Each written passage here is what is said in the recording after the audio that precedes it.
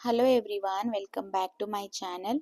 ಇವತ್ತು ನಾನು ಮನೆಯಲ್ಲೇನೆ ತುಂಬ ಪರ್ಫೆಕ್ಟ್ ಆಗಿ ಹಾಗೂ ಈಸಿಯಾಗಿ ಪನ್ನೀರನ್ನು ಹೇಗೆ ಮಾಡಬೇಕು ಅಂತ ಹೇಳ್ಕೊಡ್ತಾ ಇದ್ದೀನಿ. ಈ ಮೆಥಡಲ್ಲಿ ಪನ್ನೀರ್ ಮಾಡಿದರೆ ನೀವು ಶಾಪಲ್ಲಿ ತೊಗೊಂಡು ಬರ್ತಿರಲ್ವ, ಅದೇ ಥರನೇ ಇರುತ್ತೆ. ಪರ್ಫೆಕ್ಟ್ ಆಗಿ ಕೂಡ ಬರುತ್ತೆ. ನಾನಿವಾಗ ಇಲ್ಲಿ 1 ಲೀಟರ್ ಹಾಲನ್ನು ಚೆನ್ನಾಗಿ ಕುದಿ ಬರಿಸ್ಕೊಂಡು ಈ ಥರ ಕೆನೆ ಬರೋ ಥರ ಚೆನ್ನಾಗಿ ಬಿಸಿ ಮಾಡ್ಕೊಳ್ತಾ ಇದ್ದೀನಿ. ಮತ್ತು ಈ ಹಾಲಿಗೆ ನಾನು ನೀರೇನನ್ನು ಮಿಕ್ಸ್ ಮಾಡಿಲ್ಲ. ಈ ಥರ ಕುದಿಯುವಾಗ ನಾನು ನೋಡಿ ತೋರಿಸ್ತಾ ಇದ್ದೀನಿ. ಇದು ವೆನಿಗರ್ ಅಂತ ನಿಮಗೆ ಸೂಪರ್ ಮಾರ್ಕೆಟಲ್ಲೆಲ್ಲ ಸಿಗುತ್ತೆ. ಸೊ ಇದನ್ನು ಹಾಕ್ಕೊಂಡು ಪನ್ನೀರ್ ಮಾಡಿದರೆ ನಿಮಗೆ ಪರ್ಫೆಕ್ಟಾಗಿ ಪನ್ನೀರ್ ಬರುತ್ತೆ. ನಿಂಬೆ ಹಣ್ಣಿಂದ ಕೂಡ ಮಾಡ್ಬೋದು, ಬಟ್ ಇದರಿಂದ ಮಾಡಿದರೆ ನಿಮಗೆ ಚೆನ್ನಾಗಿರುತ್ತೆ ಪನ್ನೀರು. ಇವಾಗ ನೋಡಿ ನಾನು ಇದನ್ನು 2 ಸ್ಪೂನ್ ಆಗೋಷ್ಟು ತಗೊಳ್ತಾ ಇದ್ದೀನಿ. ಹಾಗೆ 1 ಸ್ಪೂನ್ ಆಗೋಷ್ಟು ನೀರನ್ನು ಇದಕ್ಕೆ ಮಿಕ್ಸ್ ಮಾಡ್ಕೊಳ್ತಾ ಇದ್ದೀನಿ. ಇದಕ್ಕೆ ಯಾವುದೇ ಒಂದು ಮೆಜರ್ಮೆಂಟ್ ಇಲ್ಲ. ವೆನಿಗರ್ ಜಾಸ್ತಿ ಕಮ್ಮಿ ಆಗಿದ್ರೂ ನಡೆಯುತ್ತೆ, ಇಲ್ಲ ನೀವು ನೀರು ಮಿಕ್ಸ್ ಮಾಡ್ದಲೆ ಬರೀ ವೆನಿಗರ್ನೇ ಹಾಕಿ ಪನ್ನೀರನ್ನು ಕೂಡ ಮಾಡ್ಕೊಳ್ಬೋದು. ಒಂದೊಂದ್ಸಲ ಪನ್ನೀರ್ ಅನ್ನೋದು ಹುಳಿ ಬಂದ್ಬಿಡುತ್ತೆ, ವೆನಿಗರ್ ಹುಳಿ ಇರುತ್ತಲ್ವ, ಅದಕ್ಕೋಸ್ಕರ ನಾನು ಸ್ವಲ್ಪ ನೀರನ್ನು ಮಿಕ್ಸ್ ಮಾಡಿ ಹಾಕಿದ್ದೀನಿ. ಇವಾಗ ನೋಡಿ ಈ ಹಾಲು ಮತ್ತೆ ಉಕ್ಕಿ ಬರ್ತಾ ಇದೆ ಅನ್ನೋವಾಗ ಸ್ಟವನ್ನು ಆಫ್ ಮಾಡ್ಕೊಳ್ಬೇಕು. ಆಫ್ ಮಾಡಿಕೊಂಡು ಈ ವೆನಿಗರ್ ಮಿಕ್ಸ್ ಏನಿದೆ ಅದನ್ನು ಹಾಕೊಂಡು ಚೆನ್ನಾಗಿ ಸ್ಪೂನಿಂದ ಮಿಕ್ಸ್ ಮಾಡ್ಕೊಳ್ಬೇಕು. ಈ ವೆನಿಗರ್ನ ಹಾಕೊಂಡಿದ ತಕ್ಷಣನೇ ಪನ್ನೀರ್ ಅನ್ನೋದು ಒಡೆಯಲ್ಲ, ಹಾಲು ಅನ್ನೋದು ಒಡೆಯಲ್ಲ, ಸ್ವಲ್ಪ ಟೈಮ್ ತಗೊಳುತ್ತೆ. ಅದು ಸ್ವಲ್ಪ ಕೂಲ್ ಆಗೋ ಟೈಮಲ್ಲಿ ಚೆನ್ನಾಗಿ ನಮಗೆ ಗಟ್ಟಿಯಾದ ಪನ್ನೀರು ಸಿಗುತ್ತೆ. ಅದಕ್ಕೋಸ್ಕರ ಒಂದು 10 ನಿಮಿಷ ಈ ಹಾಲನ್ನು ಮುಚ್ಚಳ ಮುಚ್ಚಿ ಇಡಬೇಕು. ಇವಾಗ ನೋಡಿ ನಾನು ತಿರುಗಿಸ್ತಾ ಇದ್ದೀನಿ ಸ್ಪೂನಲ್ಲಿ, ಎಲ್ಲೂ ಹಾಲು ಒಡೆದಿರೋ ಥರ ಕಾಣಿಸ್ತಾ ಇಲ್ಲ. ಇವಾಗ ನಾನು ಇದನ್ನು ಮುಚ್ಚಳ ಮುಚ್ಚಿ ಒಂದು 10 ರಿಂದ 15 ನಿಮಿಷ ಹಾಗೆ ಬಿಡ್ತಾ ಇದ್ದೀನಿ. ಆಮೇಲೆ ತೆಗೆದು ನೋಡಿದರೆ ಪನ್ನೀರ್ ರೆಡಿ ಆಗಿರುತ್ತೆ. ನೋಡಿ ಇವಾಗ ಒಂದು 15 ನಿಮಿಷ ಆಗಿದೆ. ನಾನು ಗ್ರೇವಿಗೆಲ್ಲ ರೆಡಿ ಮಾಡಿಕೊಂಡು ಆಮೇಲೆ ಇದನ್ನು ಓಪನ್ ಮಾಡ್ತಾ ಇದ್ದೀನಿ. ನೋಡ್ತಾ ಇರ್ಬೋದು ಹಾಲು ಹೇಗೆ ಒಡೆದು ಪನ್ನೀರು ಗಟ್ಟಿಯಾಗಿ ಪನ್ನೀರ್ ರೆಡಿಯಾಗಿದೆ ಅಂತ ಹೇಳಿ. ಇದನ್ನು ಇವಾಗ ನಾವು ಒಳ್ಳೆ ಶೇಪಲ್ಲಿ ಹೇಗೆ ರೆಡಿ ಮಾಡ್ಕೊಳ್ಳೋದು ಅಂತ ಹೇಳಿ ಇವಾಗ ತೋರಿಸ್ತೀನಿ ನಿಮಗೆ. ತುಂಬ ಚೆನ್ನಾಗಿ ಪನ್ನೀರ್ ಬರುತ್ತೆ. ನೀವು ನಿಂಬೆ ಹಣ್ಣಿಗಿಂತ ಈ ವೆನಿಗರ್ನ ಯೂಸ್ ಮಾಡಿದರೆ ಮಾತ್ರ ನಿಮಗೆ ತುಂಬ ಗಟ್ಟಿಯಾದ ಪನ್ನೀರು ತುಂಬ ಚೆನ್ನಾಗಿ ಸಿಗುತ್ತೆ. ಇವಾಗ ಒಂದು ಸ್ಟ್ರೈನರ್ನ ಇಟ್ಕೊಂಡು ಅದಕ್ಕೆ ಒಂದು ಬಟ್ಟೆನ, ಕಾಟನ್ ಬಟ್ಟೆನ ಇಟ್ಕೊಳ್ಳಿ.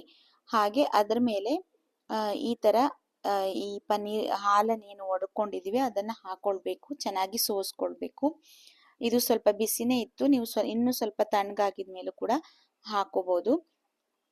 ಮೇಲೆ ಜಾಸ್ತಿ ಆಗಿಬಿಡುತ್ತೇನೋ ಅಂತ ಹೇಳಿ ನಾನು ಮತ್ತೆ ಸ್ಪೂನಲ್ಲಿ ಸ್ವಲ್ಪ ಜಾಗ ಮಾಡಿ ಮತ್ತೆ ಹಾಕ್ತಾ ಇದ್ದೀನಿ.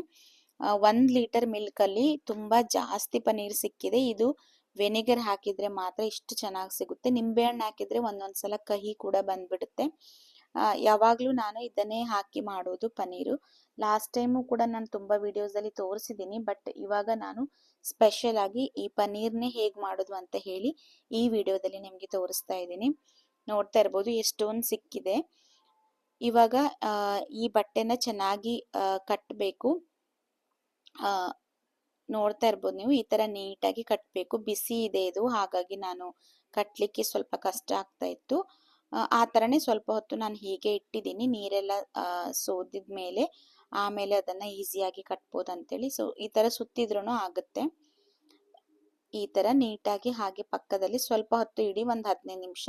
ಅದು ಸ್ವಲ್ಪ ತಣ್ಣಗಾದ್ಮೇಲೆ ಇನ್ನೊಂದು ಪ್ಲೇಟ್ ಅನ್ನೋದು, ಒಂದು ದೊಡ್ಡ ಪ್ಲೇಟನ್ನು ತಗೊಂಡು ಅದರಲ್ಲಿ ಈ ಥರದೊಂದು ಚಿಕ್ಕ ಪ್ಲೇಟನ್ನು ಇಟ್ಬಿಟ್ಟು, ಏನಕ್ಕಂದರೆ ನೀರು ಸೋಸುತ್ತಲ್ವ, ಸೊ ಅದಕ್ಕೋಸ್ಕರ. ನೋಡಿ ಇದು ಪನ್ನೀರ್ ಮಾಡುವಂಥ ಪಾತ್ರೆ. ಅಂದರೆ ನಾನು ಪಾತ್ರೆ ಶಾಪ್ಗೆ ಹೋಗಿದಾಗ ಅವರೇ ನನಗೆ ಇದನ್ನು ಕೊಟ್ಟಿದ್ರು, ಬಟ್ ಇದು ನನಗೆ ಅಷ್ಟೊಂದು ಯೂಸ್ ಅಂತ ಅನಿಸಿಲ್ಲ. ನಾರ್ಮಲಾಗಿ ಕೂಡ ನಾವು ಪನ್ನೀರ್ನ ರೆಡಿ ಮಾಡ್ಕೊಳ್ಬೋದು. ಸೊ ಇದರಲ್ಲಿ ಮಾಡಿದರೆ ಸ್ವಲ್ಪ ಶೇಪ್ ಅನ್ನೋದು ನಿಮಗೆ ಚೆನ್ನಾಗಿ ಸಿಗುತ್ತೆ. ಪನ್ನೀರ್ ರೌಂಡ್ ಆಗಿ ನೀಟಾಗಿ ಪನ್ನೀರ್ದು ಶೇಪ್ ಅಂತ ಸಿಗುತ್ತೆ. ಅದು ನೀರೆಲ್ಲ ಹೋಗ್ಲಿಕ್ಕೆ ಸ್ವಲ್ಪ ಕಣ್ ಥರ ಇದೆ, ಅಲ್ಲಿ ನೋಡ್ತಾ ಇರ್ಬೋದು. ಸೊ ಇವಾಗ ನಾನಿಲ್ಲಿ ಈ ಥರ ಪಾತ್ರನ ಇಟ್ಟಿದ್ದೀನಿ. ಇಲ್ಲಾಂದರೆ ನೀವು ಡೈರೆಕ್ಟಾಗಿ ಆ ಪ್ಲೇಟ್ ಮೇಲೇ ಪನ್ನೀರನ್ನು ಕಟ್ಟಿದ್ರಲ್ವ ಬಟ್ಟೆಯಲ್ಲಿ, ಅದನ್ನು ಇಟ್ಕೊಂಡು ರೆಡಿ ಮಾಡ್ಕೋಬೋದು. ಸೊ ನಾನು ಇದ್ರೊಳಗಡೆ ಆ ಬಟ್ಟೆಯಲ್ಲಿ ಕಟ್ಟಿದ ಪನ್ನೀರನ್ನು ಇಡ್ತಾ ಇದ್ದೀನಿ. ಮತ್ತು ಈ ಪಾತ್ರೆಯಲ್ಲಿ ಇಡುವಾಗ ನಾನು ಆ ಬಟ್ಟೆನ ಇಡಬೇಕಂತ ಏನು ಇರಲಿಲ್ಲ, ಆದ್ರೂ ಆ ಥರ ಮರ್ತೋಗ್ಬಿಟ್ಟು ಇಟ್ಟಿದ್ದೀನಿ. ಸೊ ಇದನ್ನ ನಾನು ಪನ್ನೀರ್ನ ರೆಡಿ ಮಾಡ್ಲಿಕ್ಕಂತೇನೆ ಒಂದು ಭಾರವಾದ ಈ ಕಲ್ಲನ್ನ ಇಟ್ಕೊಂಡಿದ್ದೀನಿ. ಸೊ ನಿಮ್ಮ ಮನೆಯಲ್ಲಿ ಏನು ಭಾರವಾದ ವಸ್ತು ಇದೆಯೋ ಅದನ್ನ ಇದ್ರ ಮೇಲೆ ಇಡಿ. ನೋಡ್ತಾ ಇರ್ಬೋದು ನೀವು ಕೆಳಗಡೆ ಆ ನೀರೆಲ್ಲ ಸಪ್ರೇಟ್ ಆಗ್ತಾ ಇದೆ. ಹೀಗೆ ಒಂದು 15 ನಿಮಿಷ ಇಲ್ಲ ಹಾಫ್ ಅನ್ ಅವರ್ ಬಿಟ್ಟು ನೋಡಿದ್ರೆ ಈ ತರ ನೀರು ಸಪ್ರೇಟ್ ಆಗಿರುತ್ತೆ.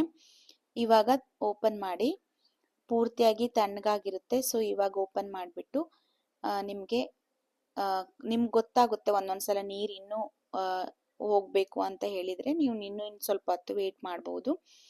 ನನಗೆ ಕರೆಕ್ಟಾಗಿ ಇದು ರೆಡಿ ಆಗಿದೆ ಅಂತ ಅಂದಮೇಲೆ ನಾನು ಇದನ್ನು ತೆಗಿತಾ ಇದ್ದೀನಿ. ನೋಡ್ತಾ ಇರ್ಬೋದು ಎಷ್ಟು ಚೆನ್ನಾಗಿ ಪರ್ಫೆಕ್ಟಾಗಿ ಬಂದಿದೆ ಅಂತ ಹೇಳಿ.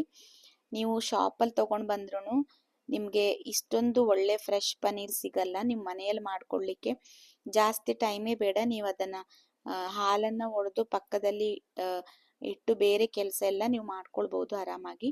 ಎಲ್ಲೂ ಸಾಫ್ಟಾಗಿ ಇಲ್ಲ ಅಂದರೆ ಜಾಸ್ತಿ ಒಡೆದು ಹೋಗ್ಬಿಟ್ಟು ಎಲ್ಲ ಆಗಲ್ಲ. ಎಷ್ಟು ಪರ್ಫೆಕ್ಟಾಗಿ ಬಂದಿದೆ ಅಂತ ಹೇಳಿ.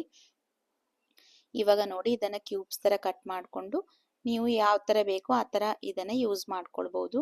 ನೋಡಿ ಎಷ್ಟು ಸಾಫ್ಟಾಗಿ ಬಂದಿದೆ. ಇನ್ನೂ ಸ್ವಲ್ಪ ತಿಟ್ಟರೆ ಇನ್ನೂ ಗಟ್ಟಿ ಆಗುತ್ತೆ ಇದು. ತುಂಬ ಚೆನ್ನಾಗಿ ನಾನು ಯಾವತ್ತೂ ಈ ಥರನೇ ಪನ್ನೀರ್ ಮಾಡೋದು. ಸೊ ನೀವು ಖಂಡಿತ ಒಮ್ಮೆ ಟ್ರೈ ಮಾಡಿ. ಟೇಸ್ಟ್ ಕೂಡ ನಿಮಗೆ ಡಿಫ್ರೆಂಟ್ ಆಗಿರುತ್ತೆ. ಹೊರಗಡೆಯಿಂದ ತಂದಿರೋ ಟೇಸ್ಟು ರಬ್ಬರ್ ಥರ ಇದ್ದು ಸ್ವಲ್ಪ ಇದಾಗಿರುತ್ತೆ. ಇವಾಗ ಇದು ಮನೆಯಲ್ಲೇ ಮಾಡಿದ್ದಾದರೆ ನಿಮಗೆ ಗೊತ್ತಾಗುತ್ತೆ ರಿಯಲ್ ಪನ್ನೀರ್ ಟೇಸ್ಟ್ ಎಷ್ಟು ಚೆನ್ನಾಗಿದೆ ಅಂತ ಹೇಳಿ. ಸೊ ಮಕ್ಕಳಿಗೆ ಹೆಲ್ದಿಯಾಗಿ ಮನೆಯಲ್ಲಿ ಈ ಥರ ಪನ್ನೀರ್ನ ಮಾಡಿಕೊಟ್ರೆ ಒಳ್ಳೆಯದು. ಇದರಿಂದ ನಾನಿವತ್ತು ಪನ್ನೀರ್ ಗ್ರೇವಿ ಮತ್ತು ಚಪಾತಿ ಮಾಡಿದ್ದೆ. ಹೇಗನ್ಸಿತ್ತು ಅಂತ ಹೇಳಿ ನನಗೆ ಕಮೆಂಟ್ ಮಾಡಿ ತಿಳಿಸಿ. ಹಾಗೆ ಯಾರಾದರೂ ಸಬ್ಸ್ಕ್ರೈಬ್ ಮಾಡ್ಕೊಂಡಿಲ್ಲ ಅಂತ ಹೇಳಿದರೆ ಪ್ಲೀಸ್ ಸಬ್ಸ್ಕ್ರೈಬ್ ಮಾಡ್ಕೊಂಡು ನೋಡಿ. ಇವಾಗ ನೋಡಿ ನಾನು ಅದೇ ಪನ್ನೀರಿಂದ ಗ್ರೇವಿಯನ್ನು ಮಾಡಿದ್ದೀನಿ, ಹಾಗೆ ಪಕ್ಕದಲ್ಲಿ ಚಪಾತಿ ಕೂಡ ಮಾಡಿದ್ದೀನಿ. ಹೀಗಿತ್ತು ಇವತ್ತಿನ ಈ ವಿಡಿಯೋ. ಹಾಗೆ ನೆಕ್ಸ್ಟ್ ವಿಡಿಯೋದಲ್ಲಿ ಸಿಗ್ತೀನಿ. ಅಲ್ಲಿವರೆಗೂ ಸಪೋರ್ಟ್ ಮಾಡ್ತಾಯಿರಿ. Take care. Thank you. Bye bye.